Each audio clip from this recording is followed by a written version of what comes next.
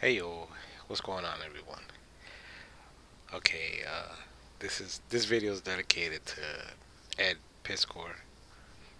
Um, he he went through some challenges, some adversity in life, and it went through a thing where he decided to take his own life. It's so unfortunate, and sad. I mean,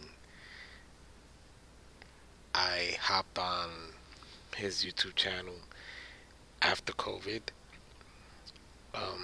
Cartoonist kayfabe, and I related to the whole thing because I remember the speculator boom. Uh, I used to work at a distributor at the time, and I saw the decline. When comics were a huge thing, and then in about 4 to 5 years, you know, tons of comic shops went out of business, and then eventually the distribution services in New York ended as well. I think that was '96. So I witnessed the whole thing, and watching cartoonist kayfabe was like a bookend because they were talking about the speculator market in practically every Wizard video, Wizard magazine, which I was like, oh, I remember that. I remember that book came out, and it was the hot bug or these incentive books. And it's like I gotta make a separate video uh, with that because I have my own theories, and um, I was on the inside, so you know, probably drop some gems on there. But during all those videos, uh, I got the Hip Hop Family Tree giant size edition. I think I got three of them, and I don't think it ever finished. And then I was like, eventually I'll get the rest of them. And then I picked up the omnibus and I gave it a read, and I thought it was amazing. And I'm from New York. I know the entire culture. I was raised in that culture. I actually saw it formed in front of me. So, this video has a little plus because I am a record collector, uh, especially old school hip hop, you know, from the 80s, a little bit of the 90s, but I'm stuck in the 80s, but I do collect. So, I'm going to give you, my summary of how I saw hip hop in in the in the late 70s to probably 1990, and I have a whole stack to show. So these are uh, these are 45s that I've acquired for for a long time, and I'm always on the hunt for new stuff. So I'm just gonna put a bag here, so it'll you know all right. So when I was a kid, they used to throw these block parties uh, on my block probably twice a year. As soon as Easter came around, I had a neighbor. Um, it is rumored that he DJ'd at Studio 54. I don't know if that's true, but that's what he told me. And I was around maybe 9 years old, and he used to play this, which is Apache by the Incredible Bongo Band. This is the reissue. The original is kind of pricey, and I was like, eventually I'll get around to it. He used to play a lot of that, a lot of this. Herman Kelly, Dance to the Drummer's Beat, um, which was like, as soon as you threw that on, the party started. It's an incredible record. Back then, there wasn't a art form of breakdance. So everybody used to just sway left and right and stuff. And when I saw this guy drop this, man, I was so young, maybe 9. I was like, holy, shit, this is like amazing. And this guy knew his stuff. He still lives in the same place all these years later. So he used to drop a lot of this. I got doubles of that. And he used to drop this. Uh, Soul Makosa by Manu Dibango. If I said it right, um, these are phenomenal records. Um, they're still available if you want to start like an old school hip hop collection. You know, I I I usually get records every other week. If they have those, I'll grab them too. And then there used to be a roller skating rink about a block away from my house. It was called Eclipse. It was on Montauk Avenue and Atlantic Avenue. Yeah, Montauk and Atlantic. And the first time I went there, it was on the top floor. It had a stairwell that went all the way up. And then I think it was there where I heard this. And I had no idea what it was. Um, you know, in a child's mind, things are big, big, bigger than life. That knocked me off my feet. I was like, "Holy shit, this is amazing." And then soon after that, uh, I heard this, which was like an amazing tune, and then that changed everything. You know, I got into the electro stuff pretty quick. Radio stations back then, they used to play everything within the hour. I mean, they used to play planet rock, Spanish music, even a country song, uh, even drop the Kraftwerk or something. The radio stations in New York were insane back then. Here's a UK copy, and disco had just died out. This kind of took over, and me as a child, you know, I was uh I was infatuated with this type of sound. And then this came out, and I was like, "Oh man, Blondie." It, it, it was okay. It was I don't know. It's an okay song, I guess. It's like everybody hopped into the fad, you know. Like, let's try it. There's a thing in the book that said Blondie met Fab Five Freddy or something at an art show, and she said she was gonna make a song, and he didn't believe her. And she made the song, and it was a hit.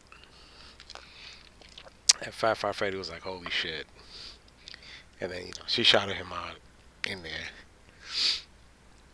and then this came out, yeah, which is an amazing song. I think he released this one and the message.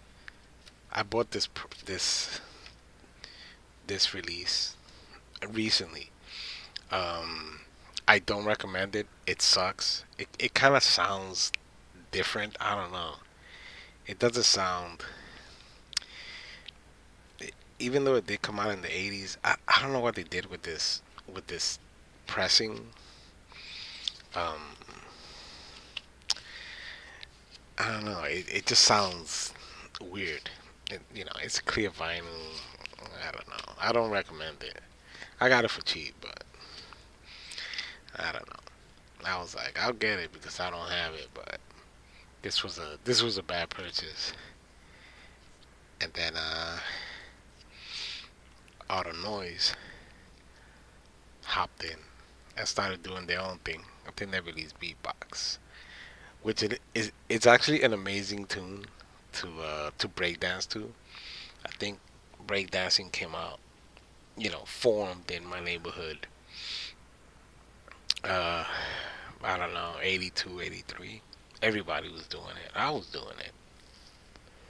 I was all right, but I wasn't like Crazy Legs or these breakdancers from the Bronx or Rocksteady Crew and all those dudes. I was just in the zone. I was like, as soon as these come out, I'm getting them. Uh, and then this came out, which is like a phenomenal record. Uh,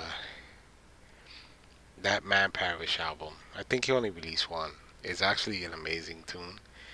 Uh, an amazing album. It has Man Made and Hip Hop Bebop. I think these are the only two singles he released. I think he released Heat Stroke, but I don't know if that's even on the album.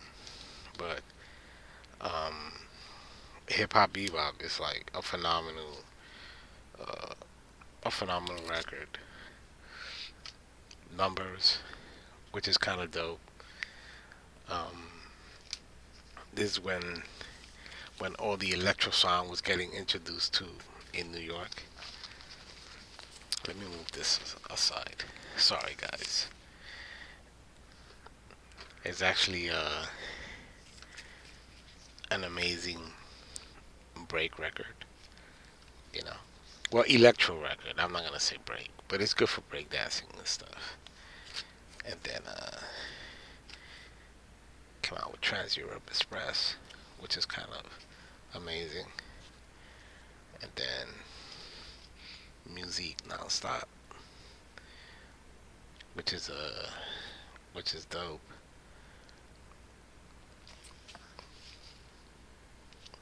Oh, and this is another Art of Noise song, which was really amazing.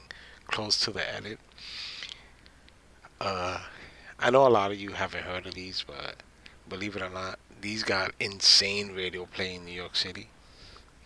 Uh, I used to just record off, put a tape in, uh, record hours of music, and then I used to go back, edit out the good ones, and make like a mixtape, I guess, of all these like dope songs, you know. And this is Tour de France by Kraftwerk, which is another fantastic song, break dancing song, electro. And then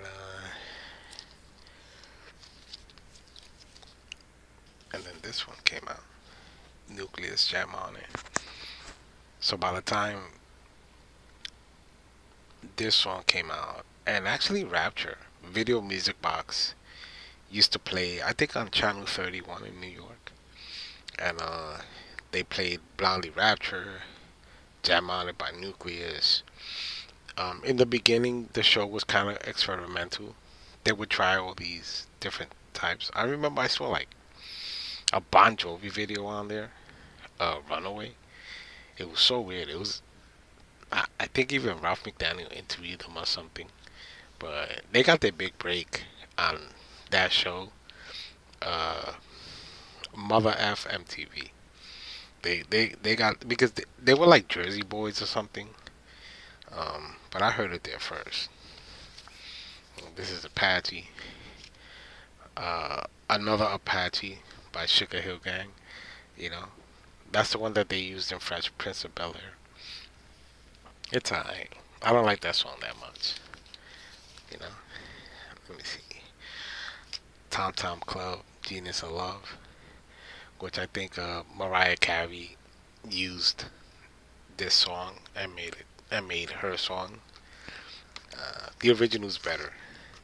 It has like a, I don't know. It's such a weird song, but I don't know if it even falls into the hip hop category. It falls into something,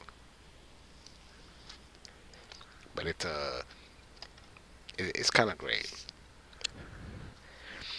Let's see. This is White Horse by Laid Back. Um, it's a.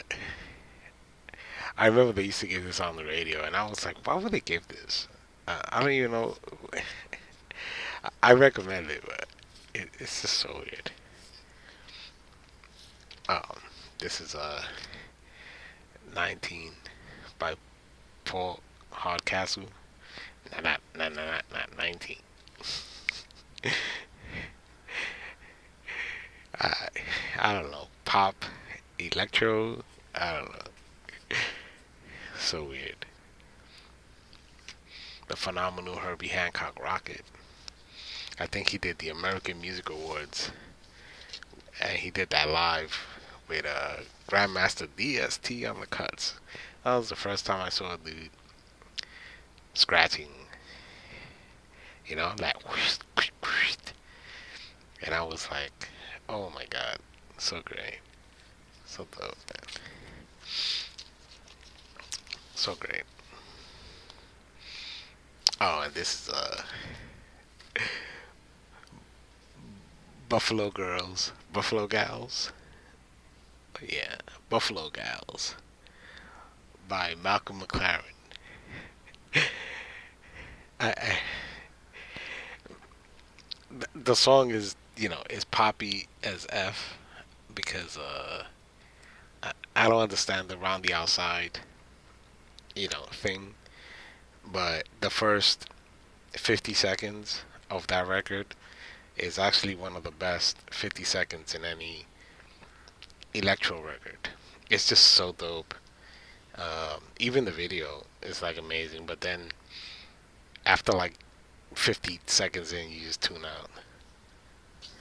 This is a Man Parish Man Made.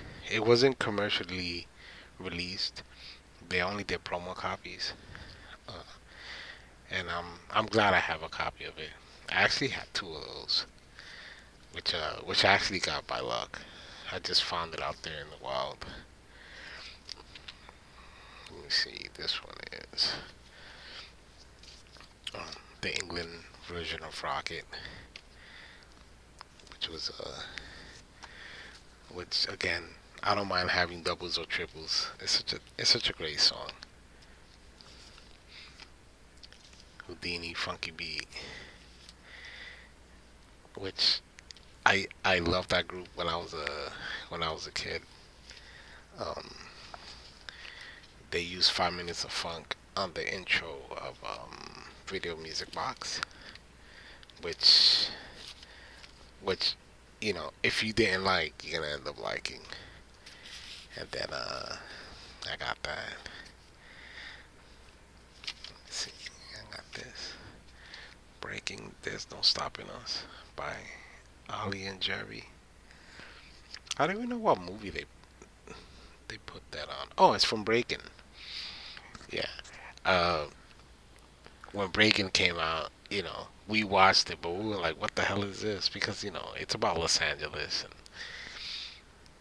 back then there was no internet, there was nothing, so they had their own breakdance scene over there, which was like the pop lockers and all that. But New York had its own style.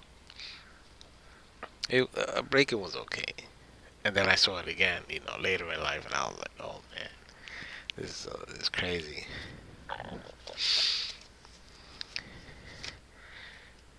Roxanne, Roxanne by UTFO. That's when they were dissing a girl because she didn't want to give him any, and then it turned into like a whole, you know, like a whole diss record or something. She came out with her version, and they came out with their version, and then another Roxanne jumped in, and that whole thing. and then rap went a different direction. Uh, in my opinion, starting with let me see, with this, with the show by Dougie Fresh and Lottie Dottie with Slick Rick, which Slick Rick is one of the best storytellers in rap. Uh, Second place is probably Ghostface Killer, but Lottie Dottie was insane. And, you know, it has curses and stuff, and that was the first time you ever heard like cursing on a rap record. You know, just listen to the last 30 seconds. Yeah, you know, if you're into old school rap, you heard it already. And then you got Run DMC. This is Walk This Way. On the flip, it has King of Rock, which are two really good songs. Walk This Way was with Aerosmith, uh, which was like kind of dope. You know, that's the first time I got into any type of rock music. Was when I heard Walk This Way. I was like, yo, this is nuts. Such a great video too. So great. I'm a video guy. Like, uh, if I remember the video, that means that the songs were like, the song was fantastic. Let me see what I got here. Oh, this is another Dougie Fresh. Keep Rising to the Top, which was actually dope. He had a video for this, and then on the flip, he has the show again. So I got two presses of the show, but one of them has Lottie Dottie in it. I think the other one is like a version from England. Yeah, this is a UK pressing. Yeah, cause it has yeah. This one I got it all the way from England. It was weird. The shipping, the shipping costs more than the record, and I was like, okay, I could eat that. Oh, this is Curtis Blow. He was in Crush Groove. Uh, Curtis Blow was okay. You know, If I Ruled the World is like one of the dopest, one of the better Curtis Blow songs. Then you have Chaka Khan, Crush Groove, which is which is kind of dope. That was when the film came out, but it was more like a plug to Def Jam because they had all the artists in there. I remember L Cool J, Box. I think that was it, or was that Tougher Than Leather? I don't remember. I think it was Crush Groove. I haven't seen that movie in a long time. Here's another Crush Groove, 45. Alright, let me get to the next pile. I have so many records, it's crazy. It's crazy. Oh, man, this is nuts. Oh, here's Houdini. I kind of love that song. The beat is so simple. It's like a hand clap with a with a drum. You know, it's like doom doom psh, doom doom psh, psh. And she told Pam, and then talking to her man. It's so dope. Houdini was dope at the time, man. Love him. And then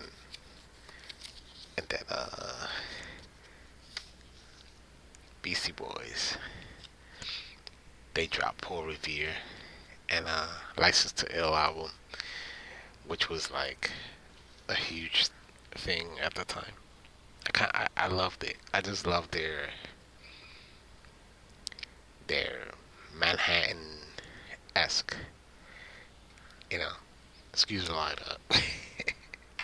I'm in the zone. So, so dope. Here's my Adidas and Peter Piper. I think I was in junior high and I went to my prom and I had a I had some slacks with shell top Adidas, fat laces with a Kango, and glasses, Section 8 glasses. And I remember I walked in and everybody was dancing to Peter Piper, and then I joined in. This is Lovebug Starsky, Amityville. I guess he was talking about, they were making like these horror themed music, Nightmare on My Street and Nightmares by Dana Dane, and then I think Run DMC made one about Freddy Krueger, or was that the Fat Boys? I think I have it here in this pile. But he released his Amityville. I guess it's about that Amityville horror thing. Maybe not. Maybe it's just about Amityville, Long Island.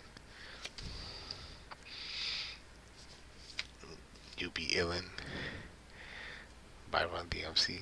It's weird how they wrote rap. It's hip hop, man. It ain't rap. What's the hell wrong with you? I didn't put that there, by the way. I bought it like that. Oh, funky beat. I remember the video for this. In the beginning, it had that little puppet from the Uncle Floyd show, and I was like, "What the f is this?"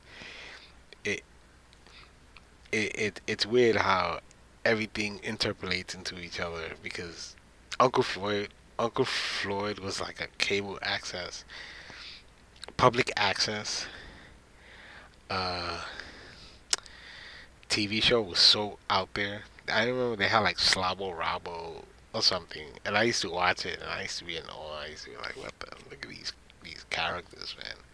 What a menagerie of wackadoos!" And then the Funky Beat video came out, and that puppet was in there, and I was like, "Holy shit!" I kind of like them both. There's Cool J, I Need Love, which all these rappers made love songs. I think Houdini made One Love, and Cool J came out with I Need Love, and then he released this one. You know, I'm bad because his hat is like a shark fin. uh, and then he released this, Going Back to Cali, which was in the Less Than Zero film. That was like the first time, that a film that wasn't based on rap music had like a rap song in it. According to my recollection, I don't know. I mean, I could be wrong. I'm yeah. Just hang with me. This is all, this is unscripted. I'm just going off the cuff. And I was like, I'm gonna make a video because going back to the late Ed Piskor, he loved hip hop culture, and you know, he was he was born the year that hip hop became a thing, so he missed it. And I was alive during that time, and I witnessed the whole thing, where everybody thought that it was gonna be a fad to something amazing. So many good songs, good great artists. Everything that was throwing at the wall just stuck. From electronic to rap groups, you know, from the early '80s to now. It just hung around 50 years, which is amazing. Um, it Takes Two by Rob Bass and DJ Easy Rock. An amazing record. It got insane radio play. Audio 2, Top Billing, which is a a phenomenal song by Gizmo and Milk D. That's MC Light's brother or cousin. I know they related somehow, but they came from the MC Light camp. Tougher Than Leather by Run DMC. Together forever, Run DMC, and we tougher than leather. I think that was based on the film, or I think that was when they made it. Um, Tougher Than Leather was experimental at best. Low production values. I saw that. I didn't see that in the theaters. I saw that on videotape, I think. Um, and it's a bad film. They never released it on DVD, Blu-ray, or nothing. I think some of these artists were too embarrassed, and they don't want to sign the release on it. So that's that's been in hiatus since the late '80s. But I have it, and I watched it last year or something. I got into a breakdance hip hop movie binge, and I just watched everything. That one, it was questionable at best. Yeah, it's another Run DMC, which again they put it in rap in 1988, which was a weird year. These guys were changing their style. They didn't sound like the mid '80s, early '80s. Let me see. It's another Rob Bass song, which was it wasn't a It Takes Two. That's the thing, man. I think he released 3 or 4 singles, and it wasn't up. It wasn't up in the echelons of It Takes Two, which which is uh which is unfortunate because I he released one album and after that, you know, Rob Bass disappeared. Here's another uh Run DMC joint, Mary Mary with Rockbox. I like Rockbox. It's a good it's a dope record. Oh, here's the when I was talking about they made Monster Records or something. That's Nightmare on My Street by Jazzy Jeff and the Fresh Prince. Which I don't even have a cover for that. I just leave it like that. And it doesn't want to get scratched or scuffed. What a curse. Alright. Next next stash. So many records, man. Jesus Christ. Alright.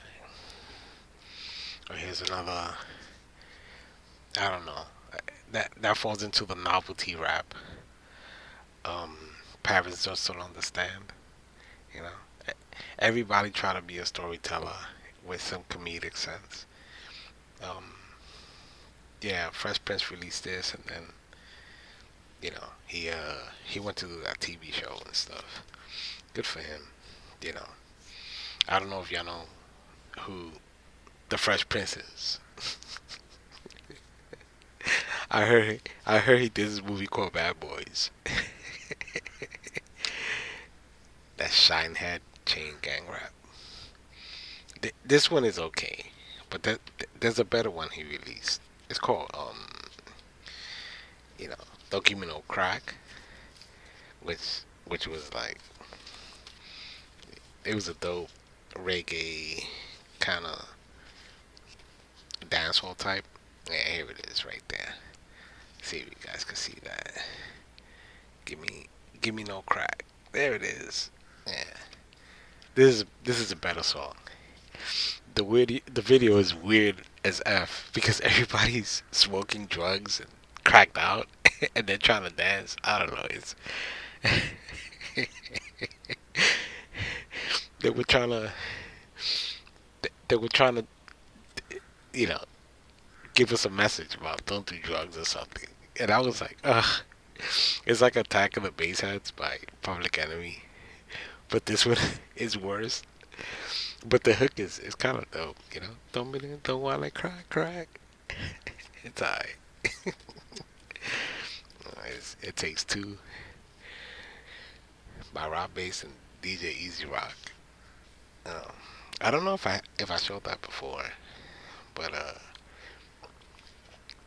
it's a dope record. Oh, here's the other one. Uh, this is the Fat Boys. Are you ready for Freddy? Yeah, I call these novelty records. Now novelty rap records.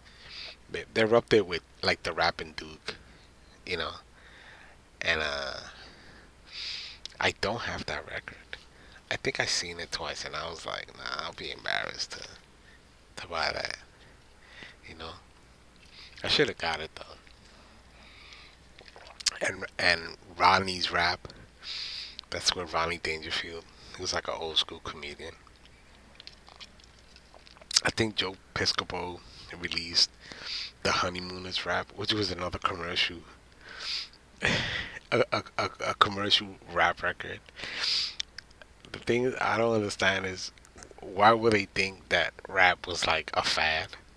Meanwhile, it was already what 15 years in. So it's 85, 86. They just came out with these novelty records that was like it was crazy to me. And they used to give it on the radio. Maybe they were trying to, you know, maybe they play those records to say like hip hop music and rap music was a joke. Yeah, I don't believe it. Uh, and this is ultramagnetic MCs, which when I listen to Critical Beatdown, it's a phenomenal record, phenomenal. Uh, I it's definitely in my top 10, high top 10 albums of the 80s. Probably is number one. Um, but Give the Drummer Some is just amazing. That's the Ultra Camp. Here's Ego Tripping. They used to play this on the radio all the time. Um, there was a there was a rivalry between WBLS and Kiss FM. Um, WBLS played a lot of the Queens section of New York, whereas Kiss FM played the Bronx stuff, um, and a lot of native tongue, which was like the Jungle Brothers and Tribe Called Quest, and um, they would play these type of records. And Red Alert dropped Ego Tripping when he used to do the mixes on Friday, and that changed that that kind of changed the whole thing about hip hop. Like these ha ha ha ha groups were out. These dudes came in. Run DMC did it first, but Run DMC was more of the tag team type. You know, Ultramagnetic came in and changed the whole matrix. Cool Keith, man, he's on some stuff. Like listen to Give the Drummer Some.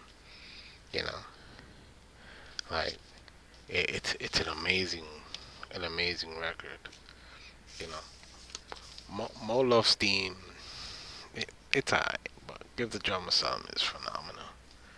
And this one has Ego Tripping and Funky Potion. This one, it's alright, but Get Critical Beatdown. It's a phenomenal record. Well, then you got these dudes. Got EPMD, which they spelled EPEEEEMD, and then eventually it just became EPMD. But this is from Fresh, where in my family, I had like a a second uncle that worked in the pressing plant when he pressed all of this stuff. But they were, they were 12 inch. He had a stack of records in his house. One day I went over and he was like, "Take whatever you want." So it was everything from Fresh Records. So I have the 12 inches. I have a whole bunch, like from back in those days. This is a Tribe Called Quest. Can I kick it? Which is like a dope tune. Bonita Applebum is like an amazing record too. Um, I prefer Bonita Applebum better than this, but this one's good. And this is a Q-Tip at Five. Rest in peace, Five. Where they appeared in the Jungle Brothers, uh, Black is Black. I think that was the first appearance of Q-Tip. And then they formed the Native Tongue. You know,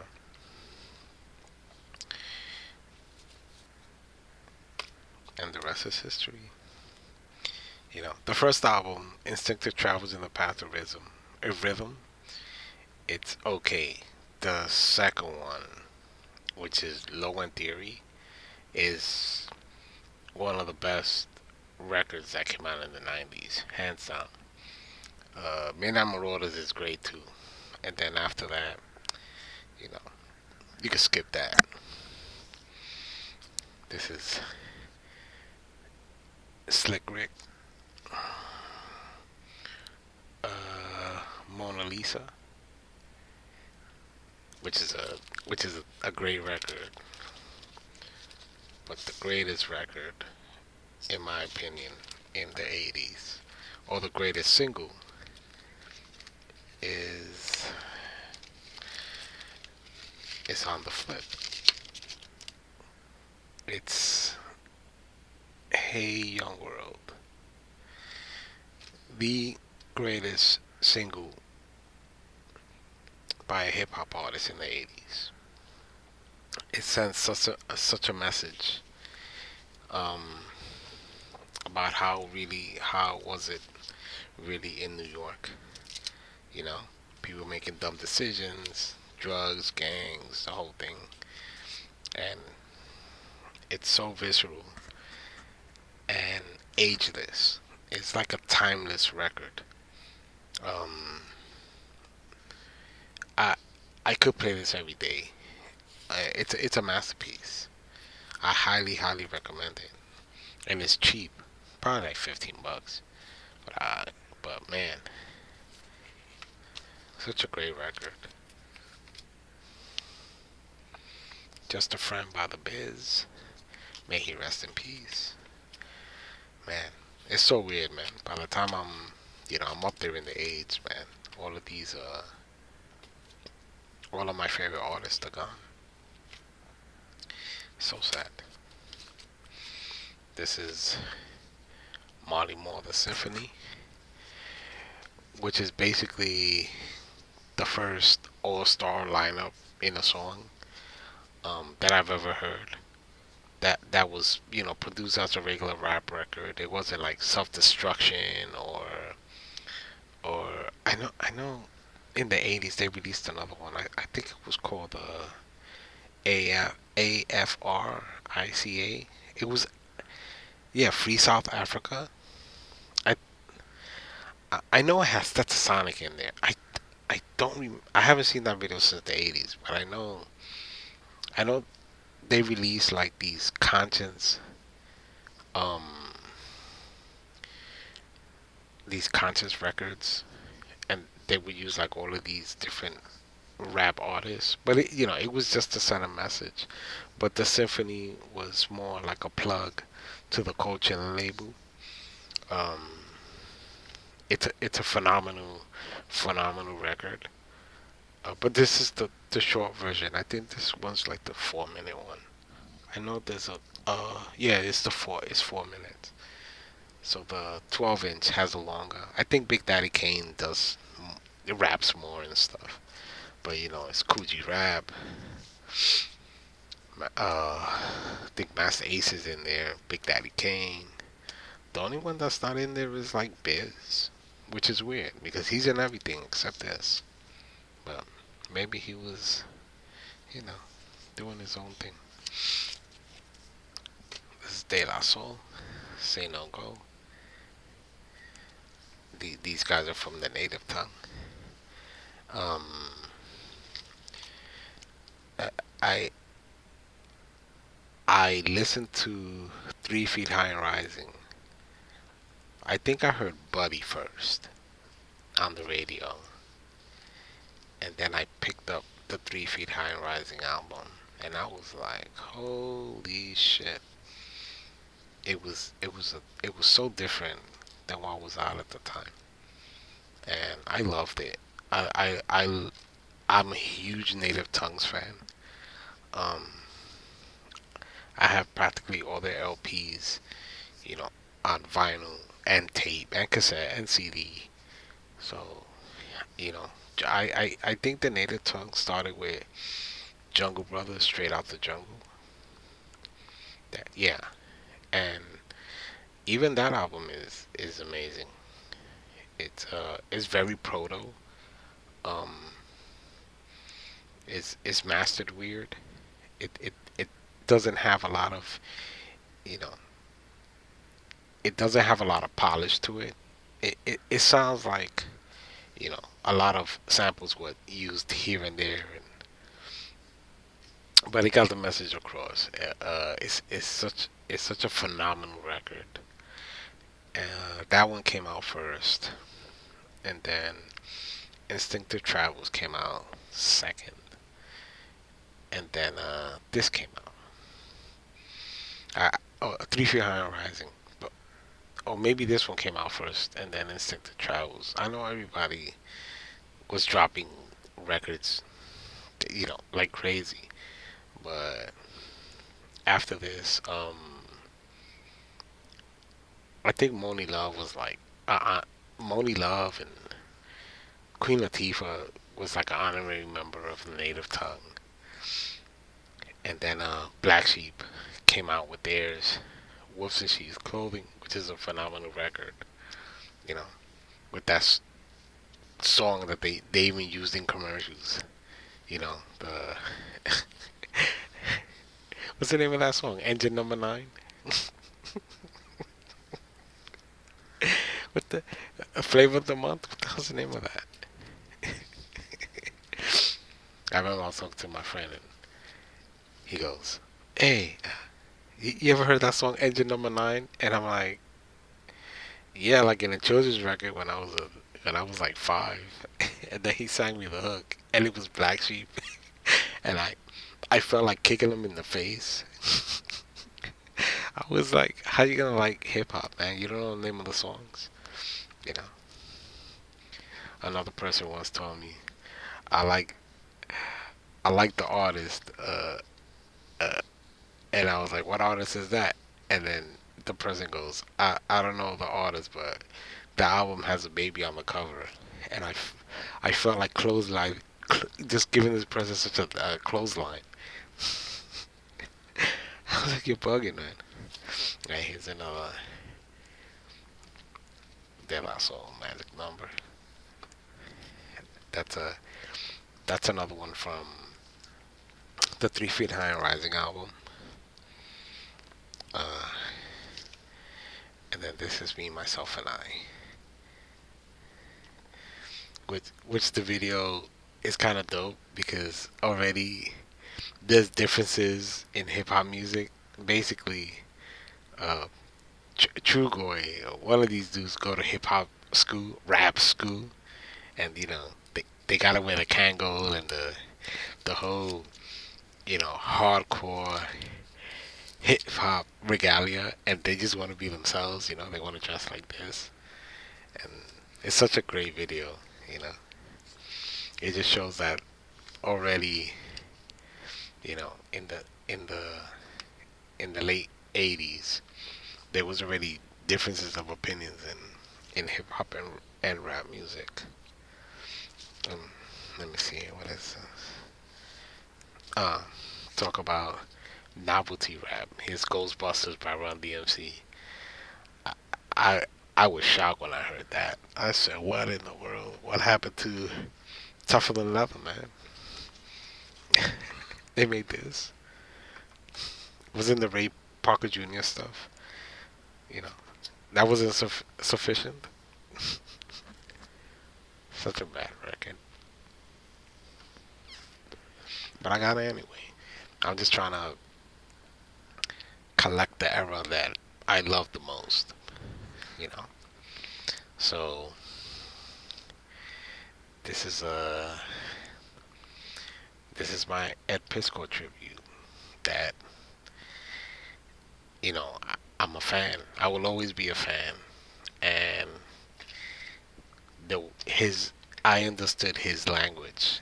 When he would drop these old school hip hop references and his affect and his cadence, I understood, and I was like, man, this guy is like dope as shit. I I wish to meet him one day and we could just rap and be cool, and I could treat this guy like a regular person. You know, I think we would have got along great. And I never got that chance to feel to hit a certain wall in life. It's devastating. I've been there. I've been through depression. I survived it. Um, I just woke up one day and was like, I'm better than this. I have a lot to live for. I had a friend. His his girlfriend just died, and at the time we were that was before we became roommates. So on the outside, he was such a nice guy.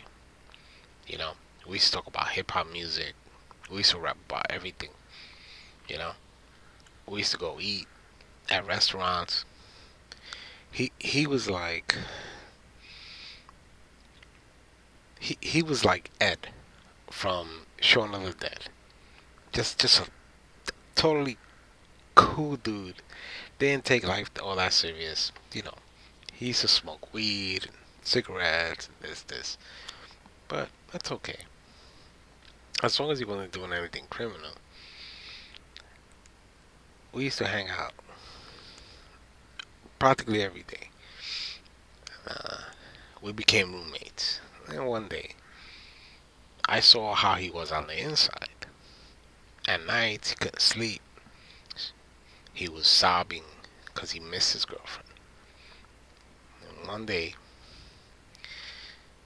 I heard skittling and scattling around in the dark. I was like, somebody trying to break into my house. What kind of stuff is this? So, I already know my house layout in the dark.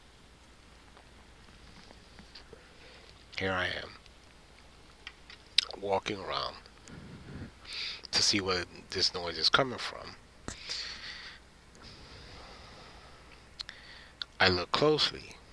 My friend was sitting on top of the washing machine, you know, uh, with his legs crossed. You know how you sit on the floor and you cross your legs, and he had a gun in his mouth. And I saw this from the little reflection that came from the window, the little light. And he was saying he wanted to be with the girl. And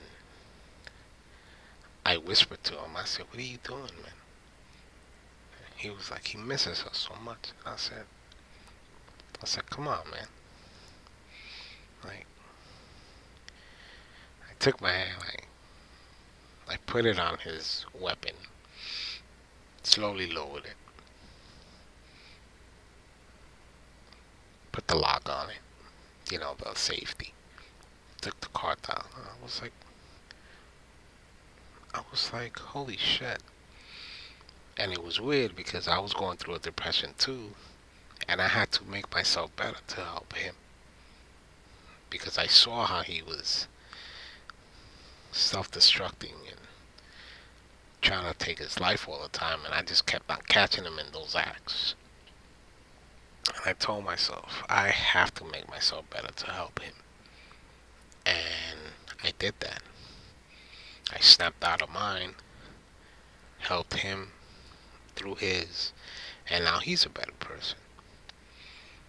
And after that, I my outlook in life is different. I was like, I'm gonna be that record collector, comic book reading geek, whether you like it or not. If you don't like it, who cares? Some people gotta be tougher, especially when handling situations. Because I've been through a lot, you know. And I was like, I'm gonna get through everything, you know, head high. Um, Sometimes you have to experience stuff to make it through, you know. And Ed Piskor got into a situation that it was too much. It was overbearing, and I understand because I've been there and I've seen others been through the same thing, and it's still a shock to me. Uh, it's a shock. Rest in peace, Ed Piskor. Um,